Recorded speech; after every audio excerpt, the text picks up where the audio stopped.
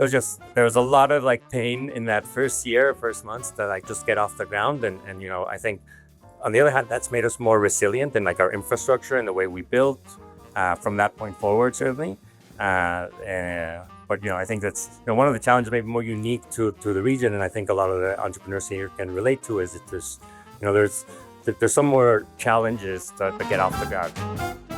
Welcome to First Block, a Notion series where founders from the world's leading companies tell us what it was like to navigate the many firsts of their journey and what they learned from that experience. Our guest today is Gerry Giacomán Colyer, co-founder and CEO of Clara. Well, hello, everyone. Welcome to First Block. This is the Notion series where we dig into the unfiltered stories behind breakout startups. And I'm Rama Katkar, I'm the CFO of Notion. So for the first time, we're hosting First Block in Mexico for Mexico Tech Week. And I really couldn't be more excited to sit down with Gerry Giacomán Colyer, the co-founder and CEO of Clara. So in just a few years, Gerry and his team have turned Clara into the second fastest growing company in the Americas. They've reached over 20,000 customers across 3 countries, reaching break even and raising $80 million along the way. Today, we're going to unpack a little bit about that journey from the early insight, the scaling decisions, and the bets on fintech and AI that's driving the future of finance in Latin America. Gerry, thanks so much for joining us. Oh, thank you. And it's great to be here. Thanks to the Mexico Tech Week group, and bienvenida. You were saying it's your first time in Mexico City as well? It is, so thank you. Yeah, it's a beautiful city. I can't wait to come back. So first, let's rewind to the moment that started it all. What were the insights that led you to starting Clara? Yeah. So when we first started thinking about the idea of Clara was Diego, who's our co-founder, CTO. He's out there, someone in the audience. We were working at a different startup offering micromobility services across all of Latin America. Diego and I had been in SF before, and we ended up in this company basically through acqui-hire. So we were not the founders, but we were very much behaving or feeling like founders and part of that leadership team. And this company in many ways was being very successful, right? Like if you had been here out on the streets right before COVID, you would have seen a bunch of scooters and bicycles and a lot of like folks on those vehicles. We expanded to 7 countries. We were spending a lot of our time in Brazil, which was our biggest market. Mexico City was a huge operation as well. But we found, as we were growing, that we didn't have, as a company, the tools to match that ambition, that speed with good financial controls. It was like slow to close books, like when really today, and you're a CFO, like this should be done like the day of, right? Like the day the month closes, you should have everything you need and just like make, small categorization tweaks. So, ultimately we saw how, very much this company that we cared about suffered, right? For not having a tool like what we're building, a solution, a platform like we're building at Clara today. And that, we thought there had to be a better way. So, as that company actually ended up winding down, we got together and we felt like, look, like this is something like really exciting when you think about it, because what if we can help, the next company like that one be more successful? Like, what if we can help, a lot of the companies here in the audience just fight that, force of gravity that makes it challenging to like get started and take off, help them be more successful. So, that's the idea that we really gravitated around. I look back also a bit to previous experiences. The way I started in tech is, I used all my savings from working in consulting. There's one of these firms, and started my first startup before going to the Bay Area. But I had, in that consulting experience, worked with many of the largest corporates around the region and beyond. I saw also how like the big banks were not investing in tech, right? Like they thought about their business very differently. It's just about how do you stick someone with like high interest rate debt effectively. Very different focus. And even going further back, I grew up with, small business, family business examples and saw how, families worked for decades now on their business and compounding, but compounding very slowly because, also, especially back then, if everything's based on cash, like it's really hard to like build an organization and build trust. And so, I kind of look back on all those experiences and it's like, hey, like what is like the thing that I could do that we could do as a team to like have the most impact? And this is ultimately something, what resonated the most. Like how can we help, each organization operate with agility and financial clarity, we say, and that's how we named the company as we did. Oh, that's great. I love that founding name story. As a leader of finance, I can definitely relate to a lot of those problems. So it sounds like you're building a solution that's very applicable to a lot of folks. I'm curious, what were some of the first key milestones? So you started the company, you have a problem set in mind. What were some of the first milestones that the company achieved? Yeah.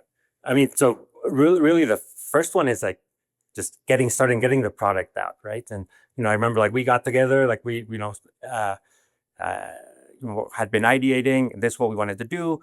We quickly like raised some funds, from folks that we knew, and kind of got the ball rolling. But in parallel, we're like, okay, great. So we're going to do this. Have you launched a credit card before? No. And I was like, oh, I haven't launched one either. So like, we have to figure out how to do that. And, I think in like really healthy ecosystems, you don't necessarily have to like build everything yourself, right? Like you are like adding to what others are doing. It's like, you're working with building blocks and you're innovating on top of kind of what exists. I think in the context of LATAM, and when we were starting, this was about 5 years ago, there weren't a lot of like great solutions for us to launch the product that we wanted to launch. There was like data consistency issues, functionality wise, it was like just very commoditized. Like we would have been able to launch a very simple product instead of the product that we have today, where like just on our corporate cards, you can control everything, right? Like from time of date to merchants to categories to, have, specific schedules when the cards work. And then we found a bank that would be a sponsor and help us bring a lot of our own tech, which is great. So that's the way we launched. And then it turned out some months later that that bank got shut down by the government. So we had to scramble. Unfortunately, like we had already started in this process of getting our own license directly with one of the issuers, with both of them, actually, the two major ones, Visa and MasterCard, and we had them competing against each other for like, who's going to get this faster? Unfortunately, we were back in business, 2 weeks later, and, we did a bunch of workarounds to like help our customers in the meantime. So there was a lot of like pain in that first months to like just get off the ground. And I think on the other hand, that's made us more resilient in like our infrastructure and the way we built from that point forward, certainly. But I think that's one of the challenges maybe more unique to the region, and I think a lot of the entrepreneurs here can relate to is that there's some more challenges to get off the ground. Yeah, that's kind of an incredible story to have a near-death experience so early with a bank that fails. But it's incredible that you came out of that and now are such a large company. So I'm curious, was there a moment when you felt like, yeah, I know this is going to be big? There have been several. I mean, I think it started with like, hey, like we felt the pain ourselves, and kind of as I was mentioning, I had seen it like earlier in my life in different ways. Um, Very quickly, even before we had a product, we were, testing for appetite. When we talked to other folks that we knew, who were running their own businesses, many of them also like in the entrepreneurial community, it really resonated, right? So I think we had like a lot of those early indications. But certainly, like we didn't take it for granted. So there were some early moments when we, closed some like big logos, right? Some like the biggest startups that we know here. Actually, some that are unfortunately not around anymore. But I remember like some of those like we celebrated like so strongly that it was like yelling around the office, like yeah, it's like yeah, like, this is amazing, we did this. That's awesome. I guess that scale story it's really remarkable. It's a startup to the second fastest growing company in the Americas. So I want to make sure I get these stats right. So you grew from 100K to nearly 100 million in revenue today, and that's in less than 5 years. You expanded to 3 countries. You serve 20,000 customers. So as you think back, and you've already talked a little bit about this, but what were the kind of 2 to 3 strategic decisions that you think really enabled that? That's pretty incredible growth. I mean, I think one of them is that although a lot more of our growth today does come from sales, as we're working with larger and larger companies. I mean, we have like uh, FEMSA or Petrobras. We have multinationals. I'm trying to remember like who's comfortable with us naming them. Like even banks as customers. So a lot more like sales driven growth. But we very much started, earlier days with like a product led mindset, which means that, there's a lot of product investment that is invisible and making the experience like on first sign up, as fluid as possible. And there continues to be investment in that. And so the end result is that, we have over 20,000 active companies today. And that kind of covers the entire range, right? Like we have startups that are just getting started, and there's kind of like dedicated flows for them because usually like they're not profitable and like the underwriting is going to be different. There's actually sometimes no data even. All the way up to larger corporates where there's like maybe different KYB considerations. There's actually audited financials, etc. So you put a lot of focus on that experience, and that's enabled us to grow fast, like with small companies, but also even like the largest ones. And one that we're proud of is like the Mexican Stock Exchange. So imagine like NASDAQ came to us inbound and pretty much like self-service onboarded. And I think that's what it's enabled us to grow fast, even as we move up market, that we have that product-led foundation. That's terrific. I really love that. That also really resonates with me because that's a big part of Notion's story as well, being able to serve both ends of the market and starting with self-serve.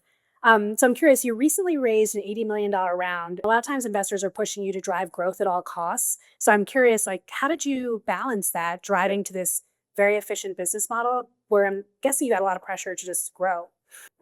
Yeah. I think what's been interesting is that, we've gone through an entire cycle, right? And then back in a kind of relatively short amount of time.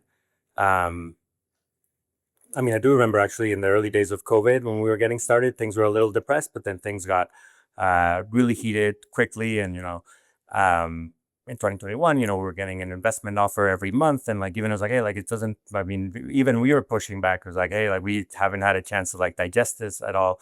And so like, it does create like pressures to be like, okay, well, like, how do I, more quickly become the company that it seems that, our investors who are joining us on this journey as partners, seem to want us to be on it. And I think, we spend a lot of the past 3 years or so, especially 23, 24, like focusing a lot on like the efficiency of the business. And I think that allows you to kind of be in a position today where like, okay, like you've proven, hey, you can grow very quickly. You can also do so efficiently. And we have really efficient acquisition. We're still hiring, but we've managed to maintain a pretty flat team size. Yeah, you mentioned this earlier to me. I'm curious to dig in a little bit on this. So you said that you've had kind of the same team size for the last almost 2 years? Yeah, 3 years. So I'm not counting all of like the agents, and I want to make a post about it because it's like really funny how like everyone on the team is like posting their own agents that they created and they're giving them personalities. So that type of headcount is going team quite growth, a lot. notwithstanding. Notwithstanding. So, human team growth. So I think going through different cycles, like you prove kind of the different components, and it allows us to be in a position like we're in today, where like we still have access to capital of different types. I think like the equity capital is funny, where like it seemed to be completely untied to revenue early on. And today it's like everyone's looking at, where exactly you are versus public multiples. So you kind of have to be prepared for that. But also I think it's interesting that there's like different kinds of capital that are available. And, we work with other banks to like fund the credit card receivables, for example. We also work with General Catalyst, who led our seed round on the equity side. And now they have a vehicle that basically funds our sales and marketing spend. So that what we can do is that when we take investment from investors, all of that is basically going back into the product, into the team, into, building innovation for the sake of our customers. Yeah, that's terrific. I guess since we touched upon this in the agents, and I'm curious. So Clara's evolution, it sounds like started with kind of corporate cards and spend management, moved into more of kind of all of payables. So really encompassing much more of the finance department in most companies, and now this push into AI. So I'd love to talk a little bit more about that. So the financial analyst agent is the agent that y'all launched recently. Could you tell us more about that? Yeah. So, we start with like the mindset of like, you want to be best in class at whatever we launch and nothing less. And that's taken us, through this expansion of like, we started with corporate card based spend because that helps us organize the most disorganized spend in a company. But then we've moved from that to everything, right? Every payment workflow can go through Clara, even cross-border payments. But what's really exciting and like, in the LATAM context as well is there actually is, and like very much so in Mexico, this shift happening from cash and analog payments that don't, by their own nature, have information to digital payments that are very rich with information And every time someone uses one of our payment methods, our cards, like we have all of this, we have information about where they're paying and information about them. So we're very excited to be building AI solutions on top of that. And where we one of the ways that we started, and it's like maybe easier for kind of our customers to understand, is a very like ChatGPT like or LLM interface where imagine you have an ChatGPT or an analyst. You can ask anything about your Clara data to it. Whether it's trends in the past or something in the future. And then on top of that, and I think what's even next level exciting is actually putting agents to work for you. Right? Is today we have approval flows in our product. We're also helping our customers. They could create a spend policy if they don't have one, or upload theirs, and an agent can basically do the first pass on whether a transaction should be approved or not, whether it's in policy or not. Like you tell me, how much, time something like that can save for the finance team, and like making sure that, you find savings and you're actually using your resources in the best way.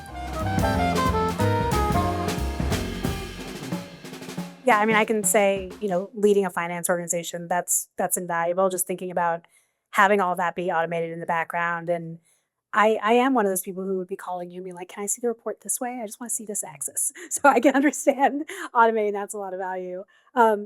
I guess there's so much you can build, and you've really evolved the product and the platform over the last 5 years to take on additional categories. How do you prioritize what you're building? How are you thinking about that? Yep. I mean, I think there's two ways to prioritize. Like one is we do have like a long-term vision. Like, where do we want to be? Like, where do we see that this is something that like can like have a societal level impact? And so there's that long-term roadmap that we're working towards. But that's like kind of looking from that future back. We combine that with looking at kind of where we are today is like what's the best path to get there, and it's going to depend on a few different things. It's going to depend on what are the biggest needs of our customers, like who those customers are today, like, but always kind of keeping in mind that longer term vision and mindset, and making sure that we are not doing anything that would preclude us from getting there effectively. Yeah, it's really interesting. It's also really impressive how you've built a product in these highly regulated different countries that have very different operational needs as well. I'm curious if you can talk a little bit more about that. How would you describe the current fintech landscape kind of across Mexico, Brazil, and Colombia, and how do you approach those regions differently? Yeah, I mean, what's true is that there's a ton of need right everywhere across the region. And I think you've seen like an earlier wave, and there's still a lot happening on the consumer side, where there's even like basic questions of like access that are relevant. Having the ability to store your money in a way that is actually giving you yield, and it should give you a yield basically that's like very close to the risk-free rate, we think. And then what we saw is that on the for businesses, for organizations which have a lot of individual consumers, but actually have even more complex needs because it's a coordination problem, right? Or like all these different people working together towards a mission. There was even less, right? There's even less happening. So that's the space that we're looking to fill ourselves. Got it. Okay. And so as you think about your next leg of growth, either within the region or even outside of the region, like what's next for you in kind of this very evolving market? Yeah. So we're very focused on Latin America, right? I mean, today we're in Mexico, in Brazil, in Colombia, probably three most attractive fintech markets in the region today, where we see our customers, have pulled us the most, and that's where we saw the most initial pull. But we, in our previous experience, we had grown the micromobility company to 7 countries across the region. We spent time in all of them. We know that there's similar pains felt in other parts of the region. And so, one of the things that we think about is like, how can we eventually take Clara to those other parts of Latin America? But, before we get there, like we still have, much to do in this mission of helping a company like make and better organize all their payment workflows. Where we expanded from cards to, Space, Pix, to encompass like every single payment rail. And, kind of the next step, which is, everything that we're doing around, deploying AI, the financial analysts, like helping be the way that basically Latin American organizations are deploying AI for the finance function. I'm curious, are there any AI products that you all use internally that you think might be worth talking to the audience about here? Yeah, we use all the sorts. We do have a philosophy of like trying out all the best in class products. So we're on like all the different LLMs. We use NA10 a lot for orchestration of workflows. We were doing a lot of vibe coding. I've pushed out a few products myself. I love, I even like have CTO is here, right? To see. yeah. Yeah, I did a code commit earlier in the company's trajectory, and I wasn't allowed after that. So now I can use live coding at least. Yeah, we use all of that. Like Notion has integrated AI into its product, and we've been customers since the earliest days, and the product has survived, and every person at Clara has access to that. So that's great. Yeah, we continue to have that philosophy. Like everything, that's out there, like we will test, we'll measure for actual usage, and we keep what's actually having impact. We end every first block with some rapid fire founder advice. So I've got a few rapid fire questions for you if you're up for that. Let's do it. Okay, let's do it. So what's one building block of advice that you'd give to early stage founders? I think it's just like get started, right? I think it's so much about momentum. I was talking a bit about like the Clara story and how important it was to have that moment, like, just keep pushing through even through early challenges. And if anything, it feels like the bar for getting started has been lowered so much, right? Like you can, like use AI, if maybe you're not like the triple threat of being able to like design, program, and like sell something. You can use AI to help you with any of those parts. But don't like overthinking. Just get started. Yeah, so that's great advice. So anybody who's looking to start a company, it sounds like just go for it, give it a shot. You'll learn something, right? I think so. Yeah. Okay, so if you were starting Clara from scratch today, so take yourself back 5 years ago, but it's today. What is the first block or the first thing that you would focus on? I think some of the things that we did with Clara that were very intentional and would still do to this day. It starts very importantly with the team, right? And like making sure that you have the right folks on board that you're excited to work with, that complement each other. So like when you're looking for a co-founder, is like, hey, even if it's not your buddy from growing up, if it's not a business school classmate, find someone who's going to like complement you and like create that core that the company needs. Having all like the right skills, and then keep growing with that mindset, right? From that core group of founders. Keep trying to attract kind of the best people that you're excited to work with, and they're going to keep adding to the mission.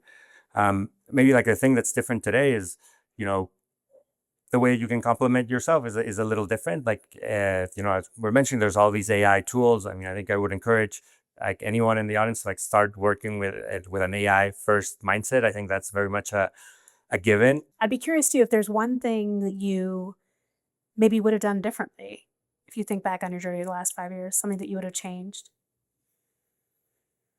Not necessarily from the very beginning, but I do think, at some point, you don't want to get like carried away with building too far ahead of where you are. But I think it was deviating from kind of building from the core, as I was mentioning, of like having other people who are like really excited to like build products, build technology, to be scrappy, to be like super collaborative and not focus on what's just like the one way or the right way or the way that I've done things before, and adding bureaucracy.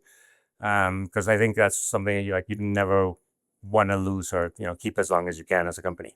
Yeah, so you're encouraging everyone to stay scrappy. Stay scrappy.